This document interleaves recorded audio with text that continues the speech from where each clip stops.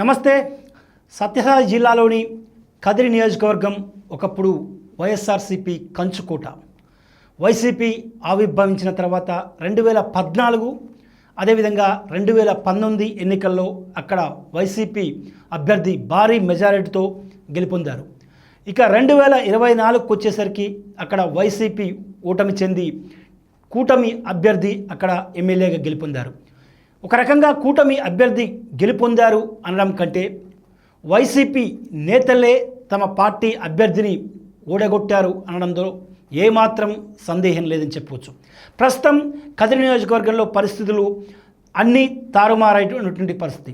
సొంత పార్టీ నేతల మధ్య కుమ్ములాటలు జరుగుతున్నటువంటి నేపథ్యం కనిపిస్తుంది. ఒకవైపు మాజీ ఎమ్మెల్యే మక్బూల్ వర్గం ఒకవైపు, మరోవైపు మరో నేత శ్రీనివాస్ రెడ్డి వర్గం మరోవైపు, రెండు వర్గాలుగా విడిపోయి కుమ్ములాడుకున్నటువంటి పరిస్థితి.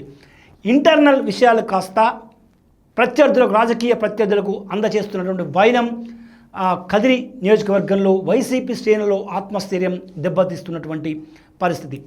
ఇంటి దొంగను ఈశ్వరుడైనా పట్టలేరంటారు. సరిగ్గా కదిరి నియోజకవర్గంలో జరుగుతున్నది ఇదే. ఎందుకంటే వచ్చే ఎన్నికల్లో శ్రీనివాస్ రెడ్డి చాలా స్పష్టంగా చెప్పారు, మక్బూల్ కనుక సీట్ ఇస్తే తాను మక్బూల్కు సపోర్ట్ చేసేటువంటి ప్రసక్తి లేదు అని శ్రీనివాస్ రెడ్డి ఇప్పటికే తెగేసి చెప్పుకొచ్చారు.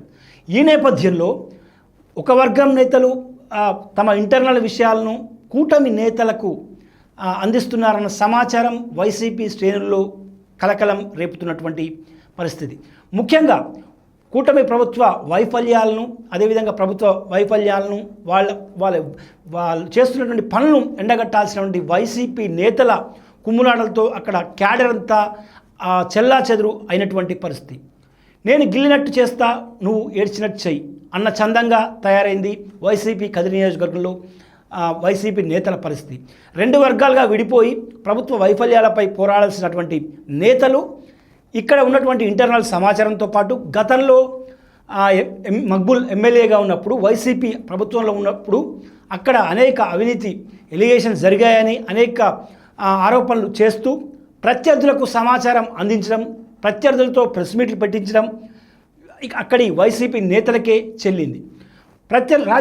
టీడీపీ కూటమి నేతలు వీళ్ళు ఇచ్చినటువంటి సమాచారం, వైసీపీ నేతలు ఒక వర్గం ఇచ్చినటువంటి సమాచారాన్ని అందుకొని వాళ్ళు ప్రెస్ మీట్లు పెట్టి వైసీపీ నేతలను తీవ్ర స్థాయిలో అవినీతి ఆరోపణలపై విమర్శించడం తారస్థాయికి చేరింది. ఈ నేపథ్యంలో మళ్ళీ కౌంటర్గా ఎవరైతే సమాచారం అందించారు, ఇంటర్నల్ సమాచారం కావచ్చు, గతంలో జరిగినటువంటి కొన్ని వాటికి సంబంధించిన సమాచారం ఎవరైతే కూటమి నేతలకు ఇచ్చారో వాళ్ళే మళ్ళీ ప్రెస్ మీట్లు పెట్టి కౌంటర్ అటాక్ చేయడం ఇక్కడ చర్చానీయాంశంగా మారింది. ఎందుకంటే ఇందాక చెప్పినట్టు నేను గిల్లినట్టు చేస్తా, నువ్వు ఏడ్చినట్టు చెయ్యి అన్న చందంగా ఇప్పుడు అక్కడి పరిస్థితి తయారైంది. ఈ పరిస్థితిని చక్కదిద్దకపోతే 2024 రిజల్టే 2029లో రిపీట్ అవుతుందని వైసీపీ శ్రేణులు, వైసీపీ క్యాడర్తో పాటు వైసీపీ ముఖ్య కార్యకర్తలు చర్చించుకుంటున్నటువంటి పరిస్థితి.